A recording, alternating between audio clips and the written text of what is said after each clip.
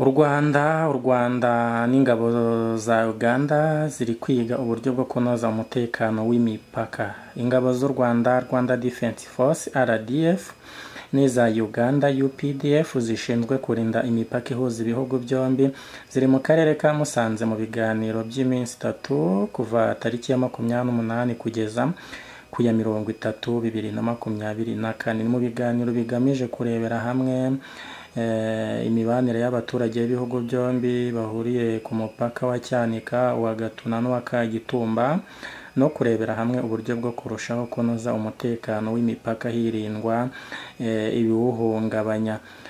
Ni inama yatangijwe ku wa 4 tariki ya 28 Gushyingo 2024 yitabirwa n'ingabo z'ibihugu byombi, aho itsinda ry'ingabo z'u Rwanda riyobowe na Brigadier General Frank Mutembe, umuyobozi w'ingabo mu ntara y'Amajyaruguru, mu gihe itsinda ry'ingabo za Uganda riyobowe na Brigadier General Paul Muhanguzi. Mu gutangiza ibyo biganiro bihuza ingabo zishinzwe kurinda umupaka biteguwe ku nshuro ya gatatu, byiswe Third Proximity Commanders Meeting. Ku munsi wa mbere hari hatumiwe abagize ubuyobozi bw'uturere tw'u Rwanda dufite imirenge ikora ku mupaka, turimo akarere ka Burera gafite imirenge 6 ikora ku mupaka wa Cyanika, n'akarere ka Gicumbi gafite imirenge 3 ikora ku mupaka wa Gatuna. Mu ijambo rero ry'ikaze, umuyobozi w'ingabo mu ntara y'Amajyaruguru Brigadier General Frank Mutembe yashimiye itsinda ry'ingabo za Uganda zitabiriye iyo nama, ashimangira akamaro k'imikoranire myiza ijyanye n'imicungire y'imipaka ihuza ibihugu byombi. General Mutembe yavuze ko kandi ibi biganiro babitegura bagamije guhanahana ibitekerezo ku bibazo bitandukanye bireba imipaka ibahuza, birimo ubucuruzi bw'ibiyobyabwenge, gukoresha imipaka mu buryo bunyuranije n'amategeko, ubucuruzi bwa magendu, kwangiza amashyamba n'ibindi bigiye bitandukanye. Mugenzi we mu gihugu cya Uganda Brigadier General Paul Muhanguzi yashimiye imikoranire y'ingabo z'ibihugu byombi, ashima uburyo abanyarwanda baberetse urugwiro kuva ku mupaka wa Cyanika kugera mu karere ka Musanze. Muhanguzi yavuze yuko afashe umwanya wo gushimira ubuvandimwe bwagaragajwe mu nzira zose banyuzemo bari kuza bagana mu gihugu cy'u Rwanda kuva ku mupaka wa Cyanika kugera i Musanze. Anavuga ko ubundi n'u Rwanda bagabwe barufata nko mu rugo rwabo, ndetse rwa kabiri, aho yabivuze mu ijambo rye yavuze mu rurimi rw'Icyongereza avuga ati Rwanda is our second home. Yanavuze ko rero abikuye ku mutima ashimira ubuyobozi bw'ingabo z'u Rwanda n'ubuyobozi bw'ingabo za Uganda, by'umwihariko abagaba bakuru b'ingabo z'ibihugu byombi bemeye ubusabe bwabo bwo guhura kugira ngo baganire barebere hamwe ku by'umutekano w'abaturage babo n'umutekano w'imipaka ibahuza.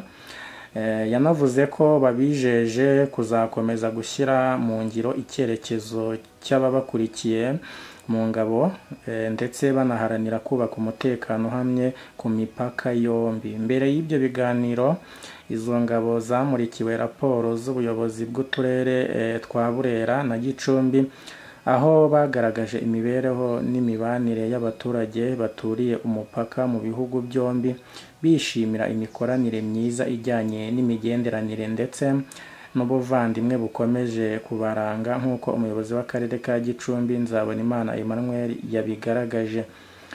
Yanavuze ko abaturage b'u Rwanda na Uganda babanye neza, yanavuga ko banasabana bagasangira amakuru, ibibazo bivuka bigakemurwa. Abayobozi rero hagati y'ibihugu byombi barahura bakaganira ku mibereho y'abaturage bayoboye, imipaka irafunguye kandi bakaba bagenderanira nta kibazo, ndetse hari n'ubwo bahura bakidagadura mu mikino itandukanye irimo n'umupira w'amaguru.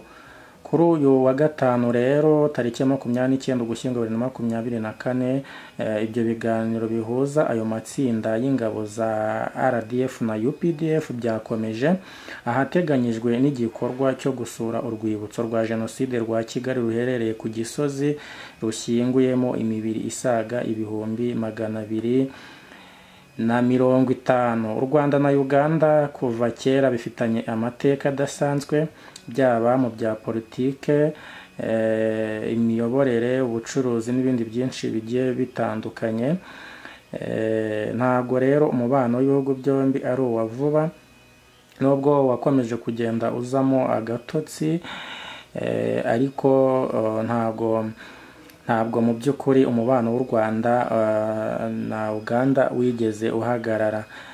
Biteganyijwe rero nk'uko nabigarutseho kuri uyu wa gatanu ko izo ngabo ziri bujye ku Gisozi ku rwibutso rushyinguyemo imibiri isaga 250 y'abatutsi bazize Jenoside mu 1994.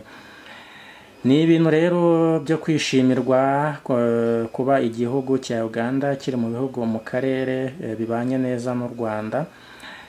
Ni ibintu rero byo kwishimira, uretse Repubulika Demokarasi ya Kongo ikomeje kugaragaza yuko idashaka amahoro ndetse itifuriza ibyiza u Rwanda binyuze mu biganiro mbwirwaruhame abayobozi bagize iki gihugu bakunze kugaragaza banyuza ku mateleviziyo n'ahandi ko batishimiye guverinoma y'u Rwanda bayishinza gufasha umutwe wa M23, mu gihe guverinoma y'u Rwanda nayo ishinja Kongo gufasha umutwe wa FDLR.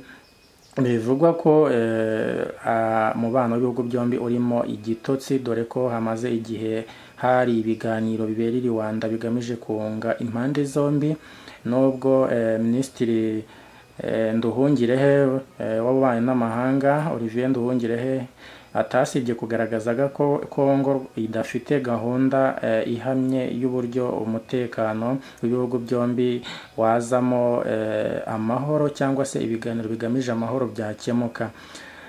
Ngayo nguko rero amakuru nari mbafitiye yarayo.